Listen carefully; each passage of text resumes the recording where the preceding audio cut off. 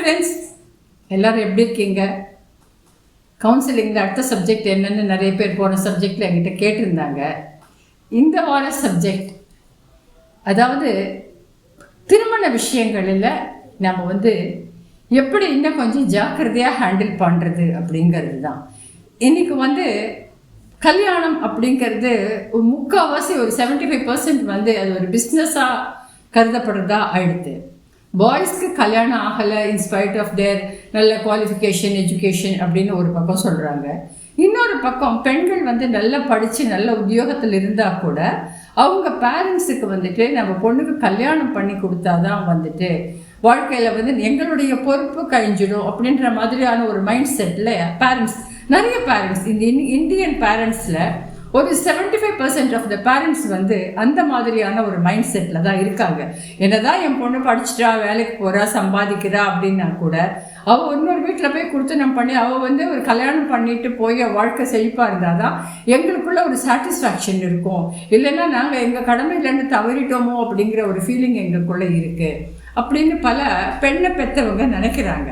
So இந்த மாதிரியான சுச்சுவேஷன்ஸில் தான் இந்த மேட்ரிமனி சைட்ஸை பற்றி எந்த தப்பும் நம்ம சொல்ல முடியாது. அவங்க பையனுடைய ஜாதகங்களே ரெஜிஸ்டர் பண்ணிக்கிறாங்க, பொண்ணுடைய ஜாதகங்களே ரெஜிஸ்டர் பண்ணிக்கிறாங்க. இயர்லி பேமெண்ட் இல்லை ஹாஃப் இயர்லி 6 மந்த்ஸ்க்கு ஒரு தடவை பேமெண்ட் வாங்கிட்டு என்ன இவங்களுக்கு எப்படி நௌக்கரியில் ரெஸ்யூம்ஸ் தேடுற மாதிரி தான் இதுலேயும் மேட்சிங்காக இருக்கிற பையன் ஜாதகத்தையோ பொண்ணு ஜாதகத்தையோ 2 வீட்லேயும் பார்க்குறாங்க. பட் இப்போ ஆனால் இந்த மேட்ரிமனி சைட்ஸ்காரங்கள்லாம் ஒவ்வொருத்தருடைய இவங்களையும் வவுச் பண்ணி இவங்க சொல்கிறதெல்லாம் கரெக்டு, இவங்க சொல்கிறதெல்லாம் சத்தியம் உண்மைதான்னு கோர்ட் மாதிரி அவங்க அந்த சர்டிஃபிகேஷன்லாம் அவங்களால கொடுக்க முடியாது. பையன் வீட்டுக்காரங்க கொடுக்குற டீட்டெயில்ஸை அப்லோட் பண்ணுறாங்க, அதே மாதிரி பொண்ணு வீட்டுக்காரங்க கொடுக்குறதையும் அப்லோட் பண்ணுறாங்க. பட் இதில் ஜெனுவினிட்டி எவ்வளவு இருக்குது, 2 சைடுடைய விஷயங்களும் எவ்வளவு ஜெனுவின் அப்படிங்கிறத பார்க்க வேண்டியது முக்கியமாக. பையனுடைய சைடில் இருக்கிற எவ்வளவு தூரம் உண்மைன்றதை பொண்ணை பெற்றவங்க தான் அனலைஸ் பண்ணணும். இன்றைக்கு பையன்களுக்கு கல்யாணம் ஆகணும் அப்படிங்கிற காரணத்துக்காக இந்த பையன் வீட்டில் சொல்கிற முதல் ஒரு எக்ஸாஜரேட் பண்ணி நாங்கள் என்ன பொய்யா சொன்னவங்க அப்படின்னாக்க, இதை பாருங்களேன், ஒரு +2 வரைக்கும் படிச்சிருந்த பையனை டிகிரி படிச்சிருக்கான்னு சொன்னால் அது பொய்யா இல்லைனாக்கா என்னங்க எதுலங்க சேர்க்க முடியும்? பொண்ணு சில கேசஸில் பொண்ணு டபுள் டிகிரி கூட வாங்கியிருக்காங்க. ஒரு டபுள் டிகிரி வாங்கியிருக்கா, ஆனால் கூட அவள் வீட்டு சூழல் காரணமாக அப்பா அம்மாவுக்கு வயசாகுது, அப்போ 2-3 வருஷமாக டபுள் டிகிரிக்கு மேலே மாப்பிள்ளை தேடினா கிடைக்கல, சொந்தக்காரங்கள்லாம் பேச ஆரம்பிக்கிறாங்க அப்படின்னு சொன்ன உடனே அவள் ஒரு சாதாரண டிகிரி படித்த பையனுக்கு கூட அவள் ஒத்துக்கிறதுக்கு தயாராக இருக்கா. ஆனால் அதை சாக்கா வச்சுட்டு இப்போ சில கேசஸில் வெறும் +2வோ இல்லைனாக்கா ஒரு டிப்ளமாவோ ஒரு படித்த பையனை டபுள் டிகிரி வாங்கிற மாதிரி போஸ்ட் பண்ணுறாங்க. இதில் அது இவங்களும் பேசும் பொழுது இவங்களால எவ்வளோ தூரம் அவங்க பேசிக்கிறாங்க, எத்தனை தடவை இந்த 2 குடும்பத்தை மனுஷாலும் பேசிக்கிறாங்கன்னு புரியல.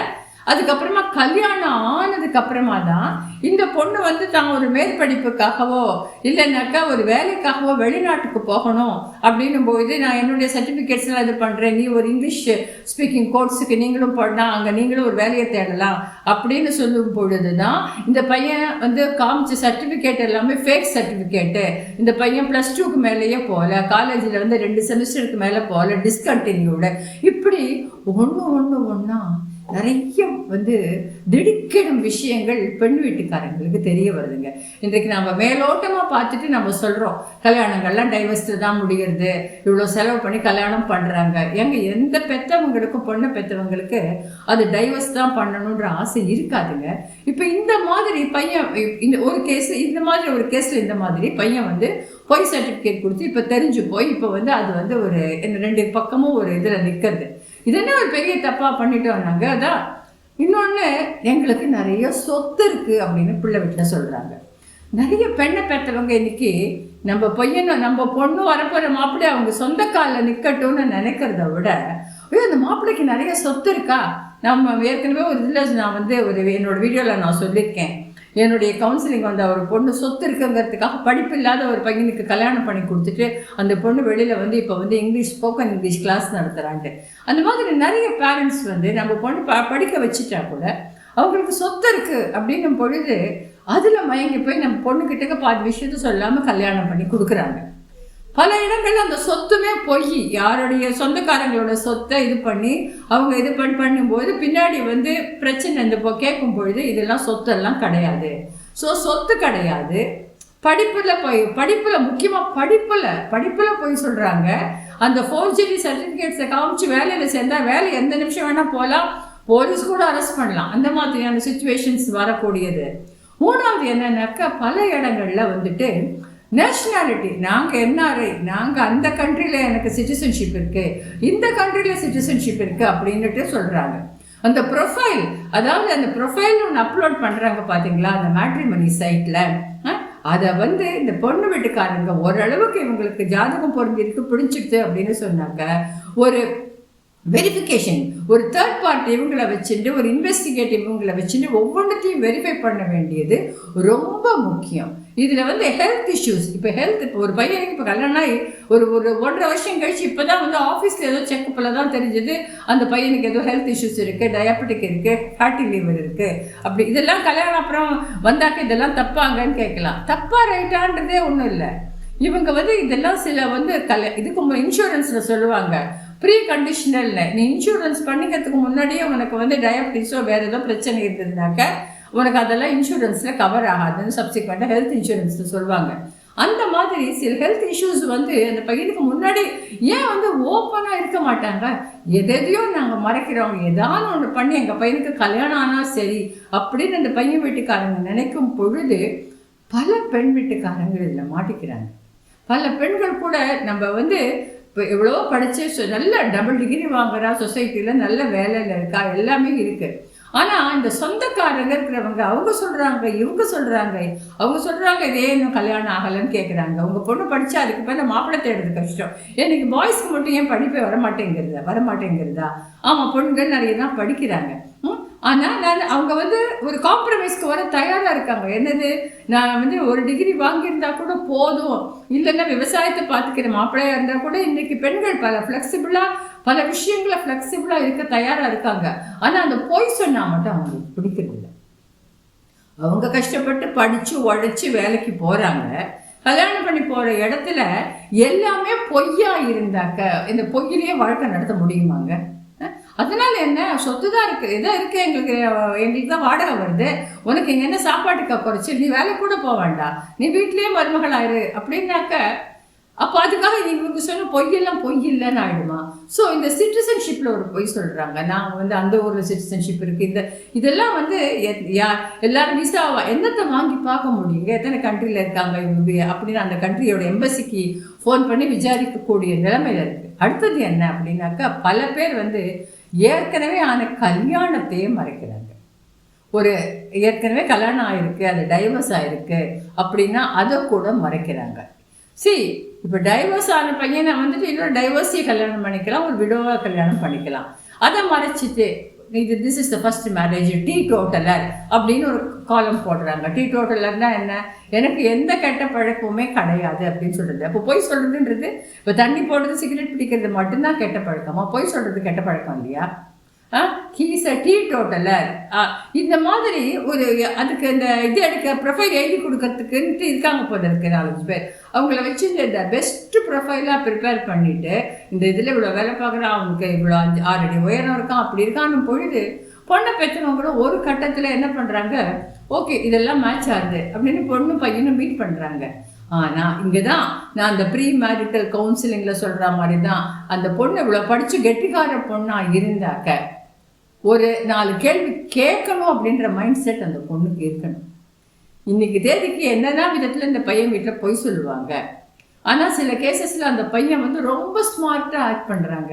சில ஒரு இதில் அம்மாவும் பையனும் வந்து அப்பா ஒன்றுமே தெரியாதுன்றாரு, அம்மாவும் பையனும் அவ்வளோ கிளவராக பொய்யெல்லாம் சொல்லி கல்யாணத்துக்கு அப்புறமா அந்த படித்த பொண்ணை இப்போ வந்துட்டு ரொம்ப மனசு கஷ்டப்படுத்தி வச்சுருக்காங்க. இந்த மாதிரி நிறைய குடும்பங்கள். நீங்கள் மேட்ரிமனி மூலமாக கல்யாணம் பண்ண வேணாம் நான் சொல்லவே இல்லை. ஏன்னா மேட்ரிமனியில் பண்ணுறவங்க எல்லாருமே வந்து பொய் சொல்கிறாங்க, ஃப்ராட் பண்ணுறாங்கன்றது கிடையாது. ஆனால் இந்த மேட்ரிமனி மூலமாக நீங்கள் வந்து பையனையோ பொண்ணையோ தேர்ந்தெடுக்கிறீங்கன்னு சொன்னாக்க அந்த டீட்டெயில்ஸ் எல்லாம் ஒரு தரத்துக்கு 2 தடவையாக வெரிஃபை பண்ணுங்கள். உங்ககிட்ட ஏதாவது பணம் கேட்குறாங்க, உங்ககிட்ட ஏதாவது சொத்து கேட்குறாங்க அப்படின்னாக்க எல்லாத்தையும் ப்ராப்பராக டாக்குமெண்ட் பண்ணுங்க. நீங்கள் நான் அது பிள்ளை வீட்டுக்காரங்களையும் சொல்கிறேன், பொண்ணு வீட்டுக்காரங்க. பிள்ளை வீட்டுக்காரங்க நீங்கள் வந்து கல்யாணத்துக்கு முன்னாடி உங்கள் பையன் பேர்லையோ அந்த பொண்ணு பேரில் ஜாயிண்ட்டாக கேட்குறாங்க. அந்த மாதிரி கேட்கறதுக்கு இன்னைக்கு சான்ஸ் கிடையாது. கல்யாணம் முடிகிற வரைக்கும் அந்த பொண்ணு பேரில் எதுவும் கேட்க முடியாது. அதே மாதிரி இப்போ பையன் வீட்டில் வந்து பொண்ணுக்கு உங்கள் பொண்ணு சொத்தில் என்ன வரும், எங்கள் பையன் பேரில் கொஞ்சம் சேர்த்து எழுதுங்கன்னு சொன்னால் எதுவாக இருந்தாலும் ப்ராப்பராக ரெஜிஸ்டர் பண்ணி ப்ராப்பராக டாக்குமெண்ட் பண்ணுங்க. எந்த டவுட் இருந்தாலும் நீங்கள் வந்து அது கூட ஒரு தடவை அவங்கக்கிட்ட ஒரு என்ன சொல்கிறது, கல்யாணத்துக்கும் ஒரு நிச்சயதார்த்தத்துக்கும் கல்யாணத்துக்கும் நடுவில் ஒரு 3 மாதம் இருந்தால் அவங்கள டைரெக்டாக, அவங்க எந்த ஊரில் இருந்தாலும் அவங்கள டைரெக்டாக போய் நீங்கள் மீட் பண்ணுங்கள். அவங்க குடும்பத்து மனிதர்களை, அவங்க சொந்தக்காரங்களை அவங்கள உங்களுக்கு ரெக்கமெண்ட் பண்ணி, மேபி சில நேரங்களில் வந்துட்டு இது வந்து மேட்ரிமனி மூலமாக வராமல் யாராவது ரெக்கமெண்ட் பண்ண ஒரு காமன் ஃப்ரெண்டாக இருப்பாங்க, அவங்க மூலமாக இவங்களை பற்றின, இவங்க குடும்பத்தை பற்றின எல்லா விஷயங்களையும் தெரிஞ்சுக்க முயற்சி பண்ணுங்க. அதுக்கப்புறமா நிச்சயமாக இந்த பொண்ணு கொஞ்சம் புத்திசாலியாக கேள்விகளை கேட்கணும். வெறும் சேட் பண்ணிட்டு அதுக்கப்புறமா நான் ஏமாந்து போயிட்டேன்னு வருத்தப்படுறதுல அர்த்தமே கிடையாது.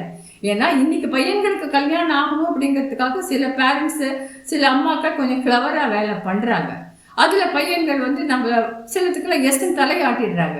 கல்யாணம் ஆயிடுச்சுன்னா அதுக்கப்புறம் என்ன பண்ண முடியும் அப்படிங்கிறது. அதில் தான் சில கேசஸ், சில பெண்கள் வெளியில் சொல்ல முடியாமல் ஒரு குடும்ப கௌரவம், நம்ம அப்பாவுக்கு உடம்பு சரியில்லாதவங்க, அம்மாவுக்கு தெரிஞ்சால் ஷாக் ஆகிடும்னு சொல்லிட்டு சில பெண்கள் அந்த பொய்க்குள்ளேயே அமுங்கி அவங்க மென்டல் ஸ்ட்ரெஸ்ஸோட வாழ்க்கை நடத்துகிறாங்க. அதுதான் வேண்டாம்னு சொல்கிறேன். ஒரு கல்யாணம் இவ்வளோ படித்து சம்பாதிச்சு ஒரு கல்யாணமும் பண்ணிட்டு அதுக்கப்புறமா அவங்க சொன்ன பொய்னால உங்களுடைய வாழ்க்கையில் ஸ்ட்ரெஸ்ஸு தேவை கிடையாது. முதல்லையே உங்களுக்கு என்னெல்லாம் டவுட் இருக்கோ அவங்களுடைய படிப்பு, அவங்களுடைய ஒரிஜினல் சர்டிஃபிகேட்ஸை வாங்கி பாருங்க. தப்பே கிடையாது. பையனுக்கு கல்யாணம் ஆகணும் தானே அவங்க எல்லாம் இது பண்ணுறாங்க. எப்போ நீங்களும் ஓப்பனாக இருக்கணும், உங்கள் சர்டிஃபிகேட்ஸை காட்டுறதுக்கும் ரெடியாக இருக்கணும். அதே மாதிரி கம்பெனியில் வேலையில் இருக்கான்னா ஒரிஜினல் ஆஃபர் லெட்டரை வாங்கி பாருங்கள். சேலரி டீட்டெயில்ஸை பாருங்கள். அவருக்கு ஹெல்த் இஷ்யூஸ் ஏதாவது இருக்காங்கிறத ஓப்பனாக கேளுங்க. ஓகே, இந்த கண்ட்ரி அந்த கண்ட்ரியில் ஏதாவது ஒரு கண்ட்ரியில் ஒரு ஒழுங்கான சிட்டிசன்ஷிப் இருக்கா, ஆதார் கார்டு இந்தியாவில் இருக்காருன்னா அவருக்கு ஆதார் கார்டு இருக்கான்னு செக் பண்ணுங்கள். ஓகே, இதுக்கு முன்னாடி இவருக்கு ஏதாவது ரிலேஷன்ஷிப்பில் இருக்காரா, இல்லைனாக்கா ஏதாவது டைவர்ஸ் ஆயிருக்காங்கிறத அவர் வேலை பார்க்குற கம்பெனிலையோ இல்லை அவர் ஏற்கனவே வேலை பார்த்த இடத்துலையோ இல்லை சுற்று வட்டார நட்பு வட்டங்களில் விசாரிங்க. இது இத்தனையும் தெளிவாக பண்ணிட்டீங்கன்னு வச்சுக்கோங்களேன், அதுக்கப்புறமா உங்களுக்கு எந்த டவுட்டும் வராது. ரெண்டாவது, கல்யாணத்துக்கு முன்னாடியே ஓவராக பணத்தை கமிட் பண்ணிக்காதீங்க. ஓகே, உங்கள் பொண்ணை நல்லா வேலை பார்க்குறா, சம்பாதிக்கிறா, அவர் 2 பேரும் சேர்ந்து குடும்பத்தை நடத்த போகிறோம். முதல்லயே கல்யாணத்துக்கு முன்னாடியே வந்துட்டு எங்களுக்கு எங்கள் பேரில் ஒரு வீடு, எங்கள் பையன் பேரில் ஒரு ஃப்ளாட் புக் பண்ணி கொடுங்கன்னா அந்த மாதிரியானதுக்கெல்லாம் கமிட் பண்ணிக்காதீங்க தயவு பண்ணி. அன்லெஸ் இட்ஸ் லவ் மேரேஜ், உங்கள் பொண்ணே கேட்குறா அப்படின்னு சொல்லும்பொழுது நீங்கள் உங்களோட விருப்பப்பட்டு கொடுக்கலாம். பட் அரேஞ்ச்டு மேரேஜ் த்ரூ மேட்ரிமனியோ த்ரூ ஒரு நோன் பீப்புள், உங்களுடைய ஒரு காமன் ஃப்ரெண்டு மூலமாக தாங்க எங்களுக்கு வந்தது, அவர் எதுவுமே சொல்லலைங்கன்னா அவருக்கு எவ்வளவு தூரம் சொல்லப்பட்டிருக்குங்கிறது உங்களுக்கு தெரியாது. அவர் சொல்லிட்டாருங்கிறதுக்காக நான் சொல்வதெல்லாம் சத்தியம்னு அவர் சொல்றதெல்லாம் நீங்கள் எடுத்துக்காதீங்க. அப்பவும் தயவு பண்ணி இது எல்லாத்தையும் ஒரு தரத்துக்கு 2 தடவையா எல்லாத்தையும் வெரிஃபை பண்ணுங்க. உங்களுக்குள்ள மனுஷா இல்லை, உங்களுக்கு ஒரே பொண்ணு, நீங்கள் பேரண்ட்ஸ் வயசானவங்கன்னா உங்களுக்கு வசதி இருந்தாக்கா ஒரு 3rd பார்ட்டி இன்வெஸ்டிகேட்டரை வச்சு அந்த பையனை பற்றின எல்லா விஷயங்களையும் இன்வெஸ்டிகேட் பண்ணி தரோவா அவன் க்ளீன் அப்படின்னு தெரிஞ்சதுக்கு அப்புறமா அந்த கல்யாண முயற்சியில் இறங்குங்க. இந்த வீடியோ கண்டிப்பாக உங்களுக்கு எல்லாருக்குமே பிடிக்கும். இதை உங்கள் ஃப்ரெண்ட்ஸுக்கெல்லாம் ஷேர் பண்ணுங்கள். இந்த சேனல் இது வரைக்கும் சப்ஸ்கிரைப் பண்ணாதவங்க பண்ணுங்கள். இன்னொரு வீடியோவில் நான் சந்திக்கிறேன். Wishing you all the very best. கல்யாணத்துக்கு இருக்கிற பெண்கள் பிள்ளைகள் எல்லாருக்கும் என்னுடைய வாழ்த்துக்கள். ஆனால் கூடிய மட்டும் இந்த திருமண விஷயங்களில் வந்துட்டு எது விஷயத்தையும் பொய் சொல்லாமல் இருந்தால் அந்த வாழ்க்கை நீடித்து சந்தோஷமாக இருக்கும். Thank you so much.